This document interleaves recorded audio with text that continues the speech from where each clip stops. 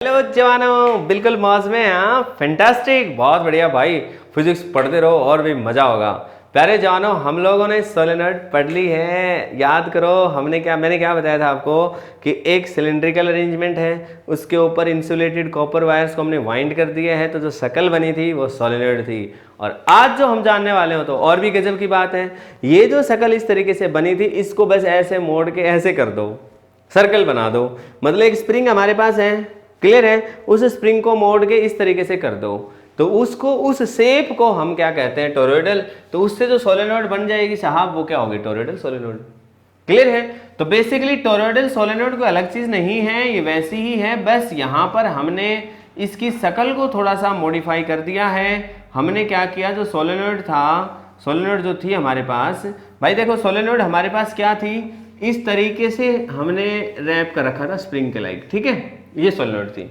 इसी को मोड़ के दोनों किनारे कर दिए हमने, तो एक्चुअल में क्या हो गया हमारे पास, इसकी शकल कुछ इस तरीके से बन गई। बताओ बन जाएगी कि नहीं बन जाएगी, जब हम इसको ऐसे सर्कल की शेप में कर देंगे तो। इसे ही हम क्या कहते हैं, टोरॉइडल सोलेनॉइड। ये बात क्लियर हुई, पक्की बात है। अब मेरे प्यारे जवानों, बहादुर जवानों, सीधी सी बात है, इधर से यदि करंट एंटर करेगा तो इधर से क्या कर जाएगा, एग्जिट कर जाएगा। अब बात वही आएगी जो मैंने वहां पर व्यू बताया था। भाई सोलेनॉइड को अच्छे से समझ लेना पिछली वीडियो, ताकि ये वाली और भी आप इसमें कंफर्टेबल हो जाएं। मेरे प्यारे जवानों, मैंने आपको ये अच्छे से बता दिया था कि भाई साहब, यदि सोलेनॉइड में मान लो ऊपर की तरफ करंट अंदर जा रहा है तो नीचे से बाहर आएगा। तो जब हम इसको ऐसे मोड़ देंगे तो खुद सोचिए आप, हमने इस तरीके से मोड़ दिया, पहले ये सीधा था तो मान लो करंट इस तरीके से था, यहाँ ऐसे था और नीचे ऐसे था। जब हम इसको ऐसे मोड़ेंगे तो भी ये रहेगा, उसके बाहर वाले पॉइंट पे करंट ऐसे रहेगा और अंदर वाले पे ऐसे रहेगा। मतलब ये है कि इसी व्यू को यदि हम दूसरे तरीके से देखना चाहें तो हम क्या है, ये इसकी सिलेंडर था वो घुमा दिया हमने, और अंदर वाले पॉइंट्स पर मान लो क्रॉस है तो यहाँ पर डॉट मिलेगा, सभी पॉइंट्स पर तो क्रॉस और फिर डॉट, फिर क्रॉस फिर डॉट, फिर क्रॉस फिर डॉट। फिर मैंने ये भी समझाया था आपको कि जो क्रॉस है इसको आप लिखेंगे कि क्रॉस क्या है, डॉट है इसको भी आप लिखेंगे कि साहब डॉट क्या है। मैंने आपको ये बात अच्छे से समझा दी थी। तो क्रॉस के लिए आप लोग क्या लिखने वाले हैं, क्रॉस का मतलब है साहब, हम यहाँ पर मान रहे हैं current is going inside, current या एंटरिंग इनसाइड, जो भी आपको अच्छा लगे वो आप लिख सकते हैं, इनसाइड द प्लेन। और डॉट का मतलब आप क्या लिख सकते हो, current is coming out of the plane. ठीक है, ये बात आपको लिखनी है। अब भाई कुछ भी नहीं बचा है, मान लो लेट अस से let I is the current flowing in this, ठीक है ना, I is the current flowing in this. अब भाई तीन रीजन बचे यहाँ पे, कौन कौन सा रीजन बचा देखना। एक तो ये बच गया ओपन स्पेस इंटीरियर, एक ये रीजन बचा जो एक्चुअल में इन दोनों, ये जो सिलेंडर था उसके अंदर अंदर वाला रीजन है, तो जो सिलेंडर के अंदर वाला रीजन है इसको हम कहेंगे इनसाइड द टोरॉइडल सोलेनॉइड। और एक रीजन बचा जो सबके बाहर था। ध्यान से समझते चलना, मतलब तीन रीजन बने, इन तीनों रीजन्स में हम पॉइंट्स ले लेते हैं। लेट अस से एक पॉइंट हमने यहां ले लिया है जो अंदर की तरफ है, पॉइंट ए, एक पॉइंट हमने यहां ले लिया है, मान लो पॉइंट बी, एक पॉइंट हमने यहां ले लिया है, पॉइंट सी। अब इन ए बी सी वाले पॉइंट्स पर मैग्नेटिक फील्ड कितना होगा ये हम देख लेते हैं। क्लियर है। अच्छा, इस बात को आगे प्रोसीड करने से पहले एक छोटी सी बात मैं और समझा देता हूं, बड़ी इंटरेस्टिंग और प्यारी सी बात है। मेरे प्यारे जवानों, जब हम सोलेनॉइड की बात करते थे, लॉन्ग सोलेनॉइड के केस में मैंने कहा था मैग्नेटिक फील्ड अंदर यूनिफॉर्म होता है। आप खुद सोचो, जब हम इसको इस तरीके से घुमा देंगे, और बाहर मैग्नेटिक फील्ड 0 बताया था मैंने, तो जब हम इसको इस तरीके से घुमा देंगे तो भाई मैग्नेटिक फील्ड अंदर की तरफ इस तरीके से घूमता रहेगा। मतलब ये है कि इसके अंदर मैग्नेटिक फील्ड होगा इस तरीके से, जो रेड कलर में मैं आपको दिखा रहा हूं, यहां पर मैग्नेटिक फील्ड घूमेगा, इसके ए वाले रीजन में और सी वाले पर मैग्नेटिक फील्ड 0 आने वाला है। इसको हम मैथमेटिकली भी देखेंगे। लेकिन एक जो बात इसको सोलेनॉइड से अलग बनाती है वो ये है कि प्यारे जवानों, यदि आइडियल केस हो जाए, if there is an ideal toroidal solenoid, याद रखना, तो उस केस में क्या होगा कि कोई उसका किनारा मिलेगा ही नहीं। यदि कोई आपसे पूछे कि सर्कल की शुरुआत कहां से हुई, आप नहीं बता सकते। यदि ये सर्कल है अपने पास तो इसमें आप क्या कहोगे, ये वाला स्टार्टिंग पॉइंट है कि ये है कि ये है कि ये है कि ये है कि ये, बता ही नहीं सकते आप बता ही नहीं सकते हो कि सर्कल में स्टार्टिंग कौन सा है। तो टोरॉइडल के लिए भी यही बात हो जाएगी। यदि आइडियल सिचुएशन है तो हम ये मान लें कि दोनों किनारे जो करंट एंटर और एग्जिट हुए हैं वो एकदम बिल्कुल ऐसे हो गए हैं कि वो पूरा लूप ही बन गया है। तो उस हालात में क्या होगा कि पूरा मैग्नेटिक फील्ड इसके अंदर ही कॉन्फाइंड हो जाएगा। ठीक है। तो इसके अंदर ही जो मैग्नेटिक फील्ड कॉन्फाइंड हो गया है इसके अंदर ही, वो इस तरीके से इसके अंदर की अंदर ही रह जाएगा। तो मेरे प्यारे जवानों, इस केस में इसमें नॉर्थ साउथ को हम आइडेंटिफाई नहीं कर पाएंगे। क्लियर है। जब मैग्नेटिक फील्ड ये वायर में होता था, याद करो, एक स्ट्रेट वायर के कारण मैग्नेटिक फील्ड इस तरीके से लूप बनाता था, तो हम वहां पर भी नॉर्थ साउथ आइडेंटिफाई नहीं कर पाते थे, ना ही हम यहां पे नॉर्थ साउथ को आइडेंटिफाई कर पाएंगे। क्लियर है। तो ये बातें आपको ध्यान रखनी है। अब मैं इसका मैथमेटिकल प्रूफ भी आपको कराता हूं कि अंदर मैग्नेटिक फील्ड होगा, ना यहां होगा और ना ही यहां होगा। तो इसके लिए हम I इज द करंट ले लेते हैं और एक बात वही लेते हैं, स्टार लगा लेना इस बात पे, N is the number of turns पर यूनिट लेंथ। पर unit length number of turns जो आई है उनकी वैल्यू हमने ले रखी है छोटे वाला n। क्लियर है। छोटे वाला n जो है is the number of turns पर unit length, I is the current flowing. Now let us see case first. In the, ये वाला जो रीजन है ना बेटे, ओपन स्पेस इंटीरियर, ठीक है, in the interior of open space, interior of open space, open space के अंदर कोई पॉइंट ले लेते। अब ये बेहद सिंपल सी बात है भाई, आप खुद ही सोचो यार। आप इसके अंदर बी डॉट डी एल निकालोगे, B dot D L close integral, ये किसके इक्वल आना है, according to Ampere circuital law, according to, सीधा आप लिख दो, according to Ampere circuital law, B dot D L मतलब line integral over the close loop, it will be equal to mu naught into I. ये होता है।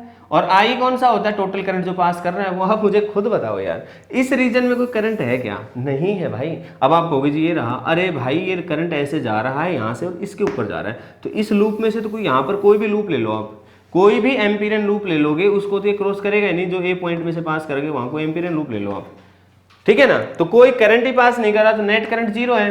इसका मतलब बी डॉट डी एल की वैल्यू क्या है, जीरो। अब और कोई चीज तो यहाँ पे जीरो हो नहीं सकती, डीएल या एंगल का कोई रोल है नहीं, इसका मतलब मैग्नेटिक फील्ड अंदर कितना आएगा, zero.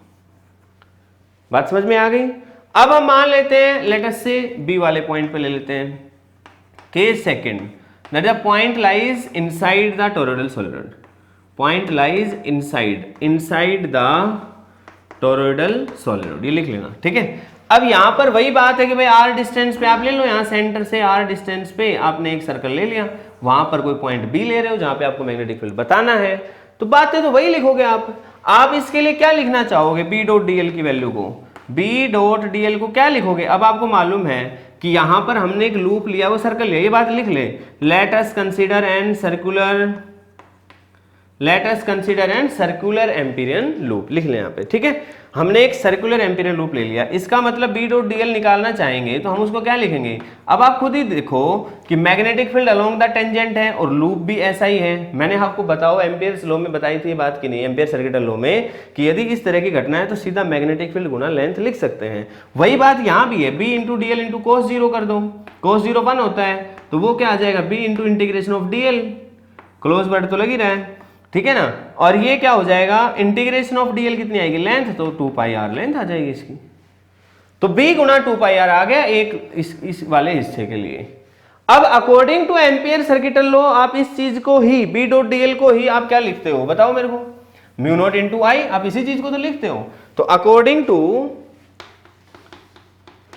Ampere circuital law, according to Ampere circuital law, B dot D L will be equal to mu naught into I, लेकिन आई होता है नेट।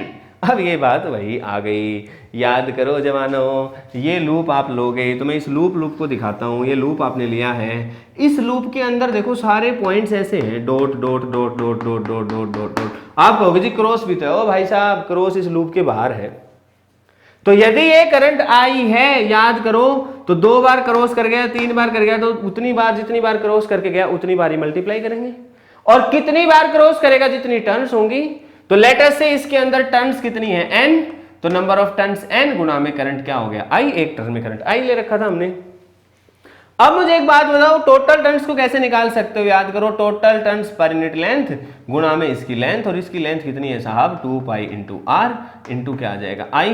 अच्छा ये वैल्यू आ गई close integral B dot D L, मतलब over the loop, B dot D L over the entire loop.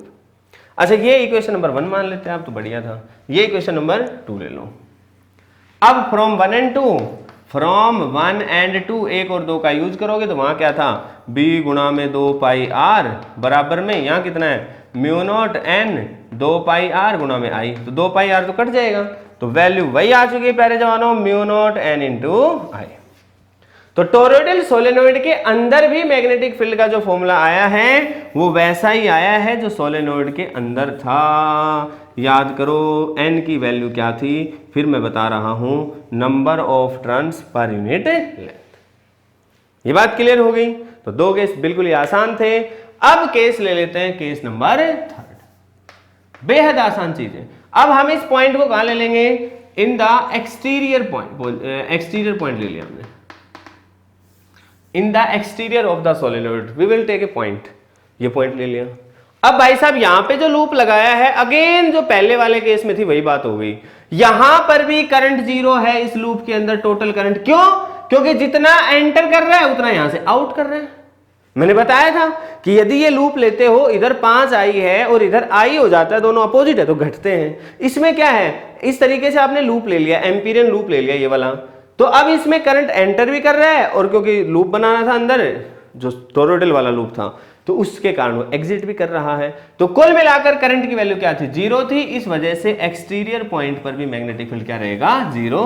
तो case 3 और केस 1 तो एक जैसे हो गए, बस केस 2 अलग था, वो मैंने आपको अच्छे से समझाया।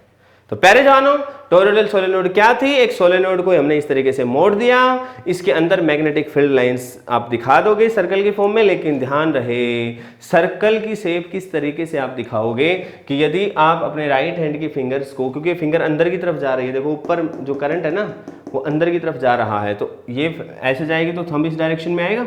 मतलब खुद सोचो यदि ये सोलेनोइड होती, करंट ऊपर की तरफ जा रहा होता इस तरीके से, तो हमने राइट हैंड के फिंगर्स को ऐसे घुमाते तो भाई थंब जो आता उस डायरेक्शन में कौन आता, मैग्नेटिक फील्ड, और वो अपने को यहाँ पे दिख जाता।